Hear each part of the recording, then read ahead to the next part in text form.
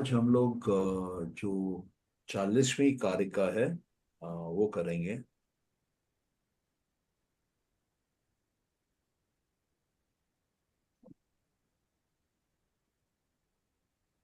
कि सबसे पहले जो शरीर बनता है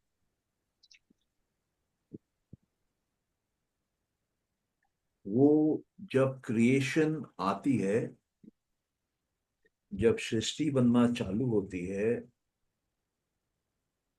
तभी वो आ जाती है। और वहीं से हमारा सूक्ष्म शरीर चालू होता है।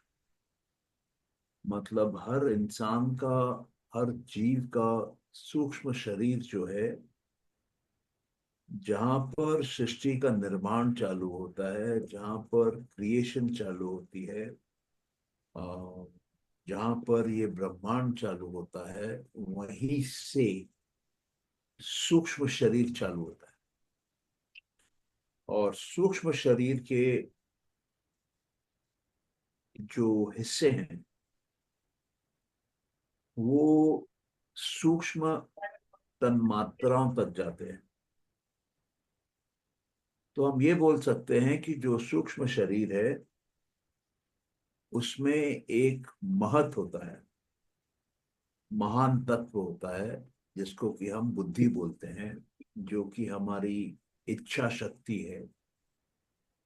और एक अहंकार होता है जो कि मैं और मेरा का परिचय देता है।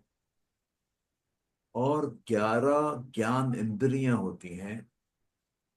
मतलब मानस, 5 ज्ञान इंद्रियां, 5 कर्म इंद्रियां, 11 इंद्रियां होती हैं। और 5 तन मात्राएं।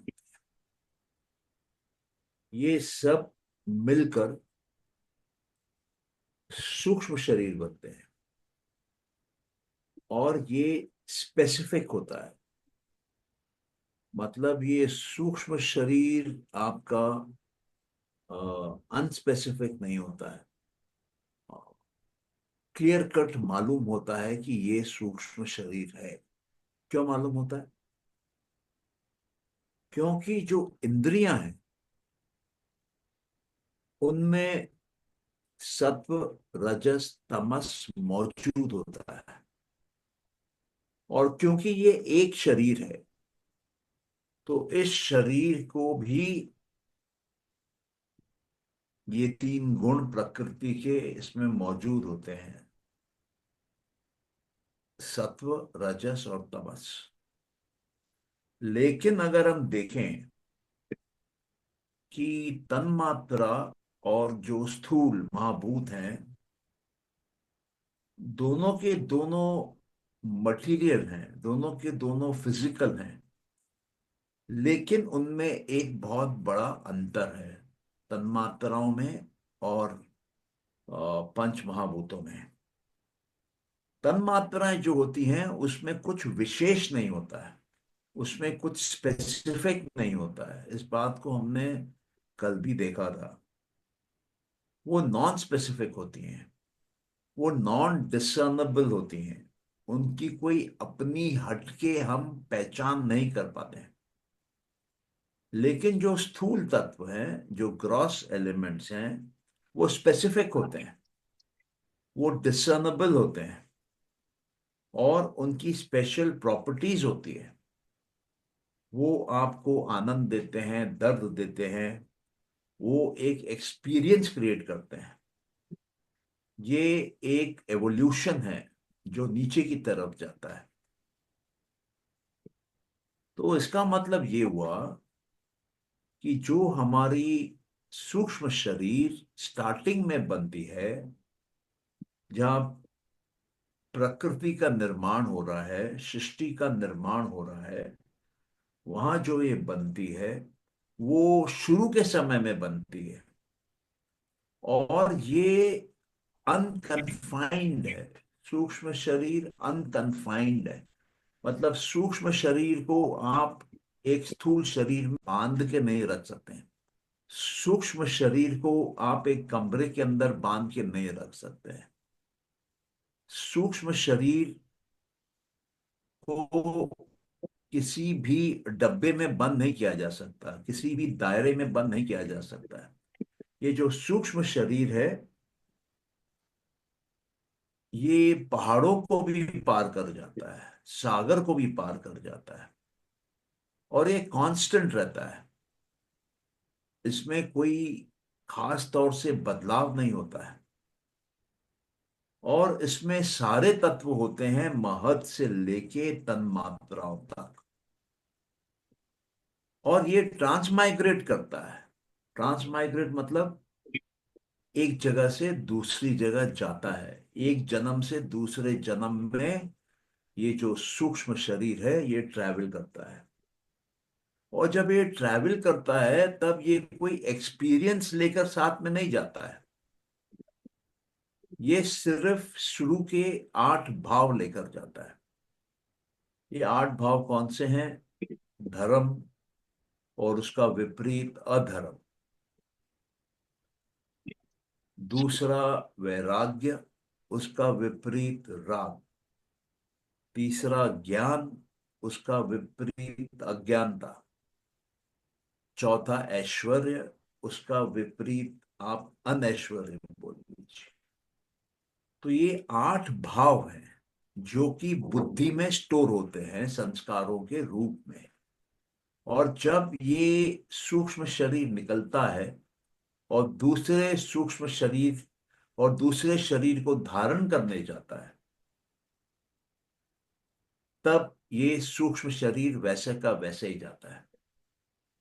ये एक है, ये किसी दायरे में बांधा नहीं जा सकता।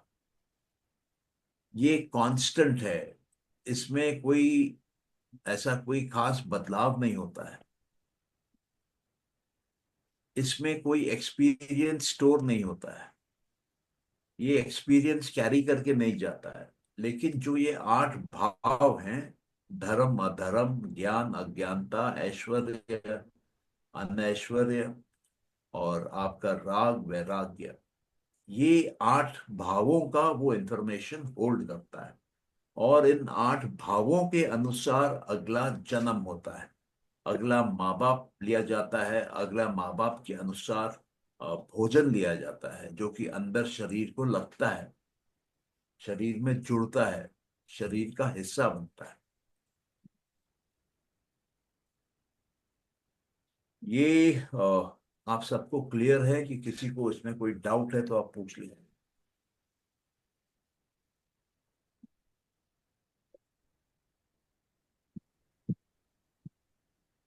सबको क्लियर है? ओके। हाँ पूजा जी, आपको कुछ पूछना है?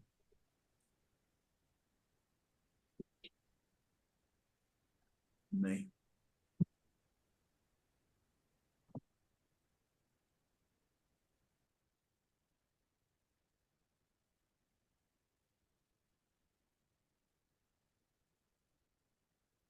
अभी कहते हैं कि जो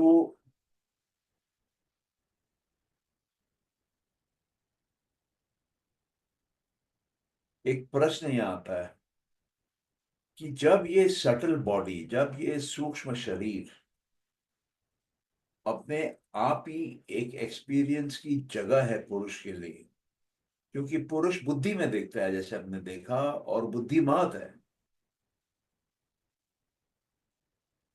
तो ये कहते हैं कि जिस तरीके से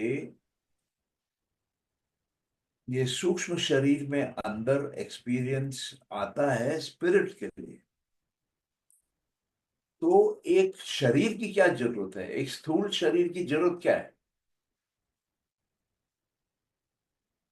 तो कहते हैं कि जो सूक्ष्म शरीर है वो मूव करता है स्थूल शरीर से दूसरे स्थूल शरीर। वो पहला शरीर देता है, दूसरा शरीर लेता है। और उसके अंदर जो फिजिकल बॉडी है उसके 6 लेयर हैं।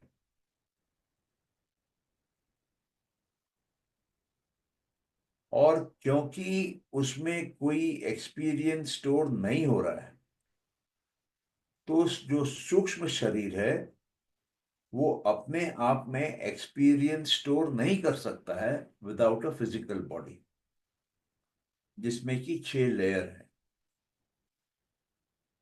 इसलिए ये जो सूक्ष्म शरीर है, ये स्थूल शरीर के गिर जाने के बाद मूव आउट करता है, अगले शरीर में जाता है। फिर एक सवाल पूछा जाता है कि ये जो ट्रांसमाइग्रेशन हो रहा है, ये जो एक शरीर से दूसरे शरीर में हम जा रहे हैं, ये तो हमारे धर्म अधर्म के आधार पे और जो उस तरह के गुण हैं उसके आधार पे हम कर रहे हैं। तो ये कहते हैं कि जो ट्रांसमाइग्रेशन हो रहा है वो धर्म अधर्म से हो रहा है। जो नया शरीर आ रहा है वो धर्म अधर्म से आ रहा है। तो ये सटल बॉडी का उसके कोई कनेक्शन नहीं है, सूक्ष्म शरीर का उससे कोई कनेक्शन नहीं है। तो फिर ये सटल बॉडी क्यों माइग्रेट करती है, ये सूक्ष्म शरीर क्यों माइग्रेट करता है? तो कहते हैं कि ये जो सूक्ष्म शरीर है उसी के अंदर भाव है। और वो भाव क्या है? वो 8 भाव है। धर्म अधर्म, ज्ञान अज्ञानता, राग और बैराग, और ऐश्वर्य और अनैश्वर्य। बुद्धि में ये सब है, 8 के 8 भाव। और जो सूक्ष्म शरीर है वो बुद्धि से जुड़ा हुआ है, बुद्धि से बंधा हुआ है। तो इसलिए जो सूक्ष्म शरीर है उसमें भी ये भाव आ जाते हैं। और जैसा आप समझ लीजिए कि एक कपड़े का टुकड़ा है, उसके अंदर हम कुछ फूल रखे चंपा के, तो चंपा के फूल में एक खुशबू होती है। और जब हम वो कपड़ा खोल देंगे, चंपा का फूल बाहर निकाल देंगे, तो भी कुछ ना कुछ खुशबू रह जाएगी उस कपड़े के टुकड़े में। तो ये सटल बॉडी जो है वो उस कपड़े के टुकड़े के समान है जिसमें ये खुशबू रह जा रही है। और वो जब माइग्रेट करती है तो ये जो भाव है वो साथ में लेकर जाती है।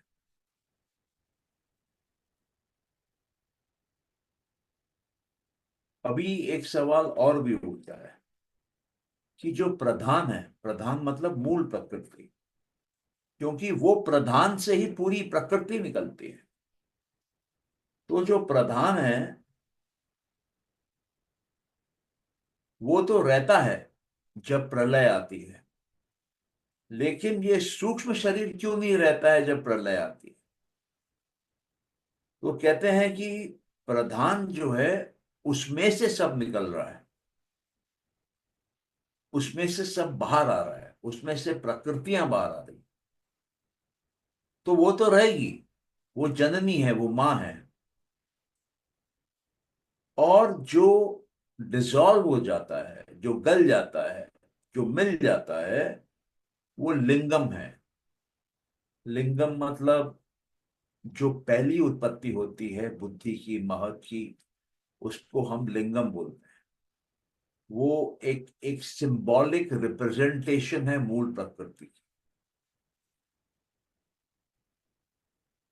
तो वो जो है लिंगम, वो जो प्रकृति आई है व्यक्त होकर के, वो मूल प्रकृति में जाके मिलती है। और मूल प्रकृति कारण है प्रकृति का। तो प्रकृति अपने कारण में जाके मिलती है, जहां से आई थी, जिसने बनाया था उसमें जाके लीन होती है। सो वो एक प्रोडक्ट है, एक कॉम्बिनेशन है। और जब अंतिम प्रलय आती है तब जाके वो उसमें मिल जाती है, तब प्रकृति मूल प्रकृति में मिल जाती है।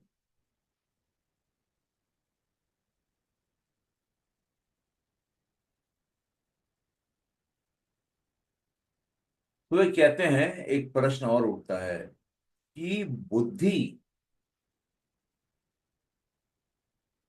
अपने आप में क्यों नहीं माइग्रेट करती है? बुद्धि अहंकार और मानस और इंद्रियों के साथ क्यों माइग्रेट करती है, क्यों शिफ्ट होती है? बोले क्या जरूरत है सूक्ष्म शरीर को माइग्रेट करने की? कोई जरूरत ही नहीं है। तो इसका उत्तर वो 41st जो कारिका है उसमें देते हैं। वो 41st कारिका में बोलते हैं कि जिस प्रकार से एक पेंटिंग बिना सपोर्ट के खड़े नहीं हो सकती, जिस प्रकार से अगर कोई परछाई है तो परछाई किसी न किसी की है, उसी प्रकार से जो लिंग है वो बिना सूक्ष्म शरीर के और बिना एक सपोर्ट के नहीं रह सकता है, ऐसा यहां पर कहा जा रहा है। तो आप लोगों को ये समझ में आ रहा है जो बोला जा रहा है कि थोड़ा ऊपर से जा रहा है?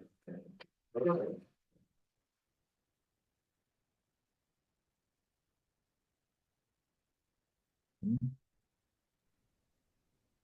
सर ऊपर से तो जा रहा है। सर लिंग को किसके सपोर्ट की जरूरत है सर? थोड़ा थोड़ा जोर से बोलिए, आवाज नहीं आ रही। मैं कह रही हूँ लिंग को किसके सपोर्ट की जरूरत है खड़े रहने के लिए? लिंग को जरूरत है सूक्ष्म शरीर।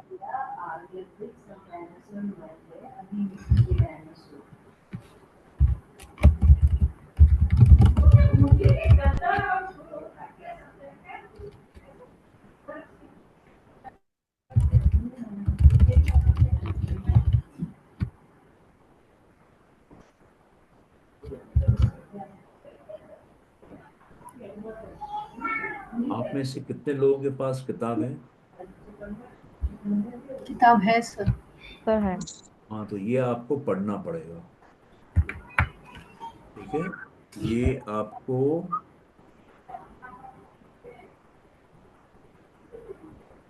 40 और 41 और 42। सौम्या जी अपना माइक म्यूट कर लीजिए प्लीज। एक मिनट।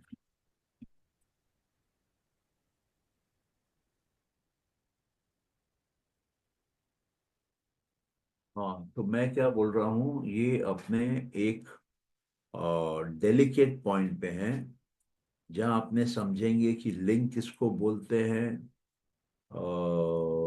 मूल प्रकृति क्या है, सूक्ष्म शरीर क्या है और क्यों है। क्योंकि इसको लॉजिक से निकाला जा रहा है, ये आप देख नहीं सकते हैं, इसको लॉजिक से निकाला जा रहा है। तो आप ये सब तीन जो चैप्टर हैं, ये तीन जो कारिकाएं हैं उसको पढ़िए, और इनको हम लोग कल वापस करेंगे। अभी जो 48 हमने पढ़ा, 41st हमने पढ़ा, 42nd भी एक बार पढ़ लेते हैं। क्योंकि पुरुष का एक पर्पस है, पुरुष देखना चाह रहा है कि प्रकृति में क्या हो रहा है, और वो कहाँ देखता है? बुद्धि में देखता है। तो पुरुष के कारण, पुरुष को दिखाने के कारण ये सूक्ष्म शरीर अलग अलग रोल में आता है। कभी वो एक ड्रामा का परफॉर्मर बन जाता है, कभी वो अलग अलग कारणों से मिलता है, इफेक्ट से मिलता है, और ये प्रकृति के विभिन्न प्रकार के जो रूप प्रकृति धारण करती है वो ये देखता है। ये जो सटल बॉडी है ये बनी पुरुष के लिए है।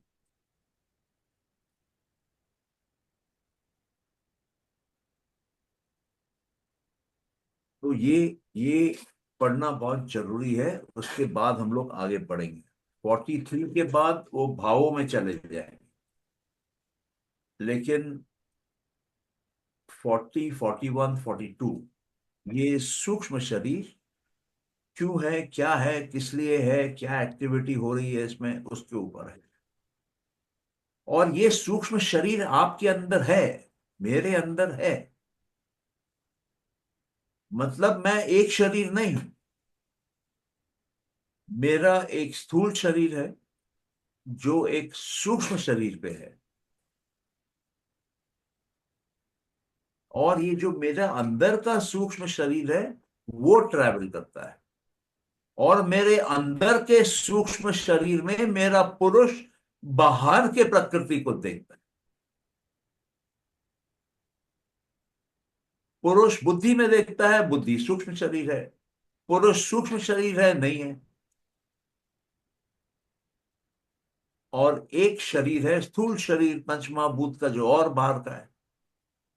तो ये तीनों के बीच में कुछ हो रहा है, पुरुष, सूक्ष्म शरीर और स्थूल शरीर। तो क्या हो रहा है, कहां पे लिंक है, कहां पे लिंक टूटती है, कहां पे आप इंडिपेंडेंट हो सकते हैं, इसको समझना जरूरी है।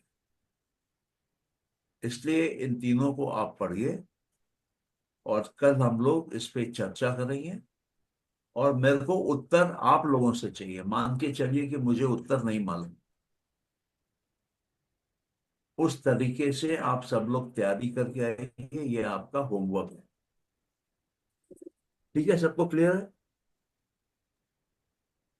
जी सर। ठीक है सर। हाँ सुची।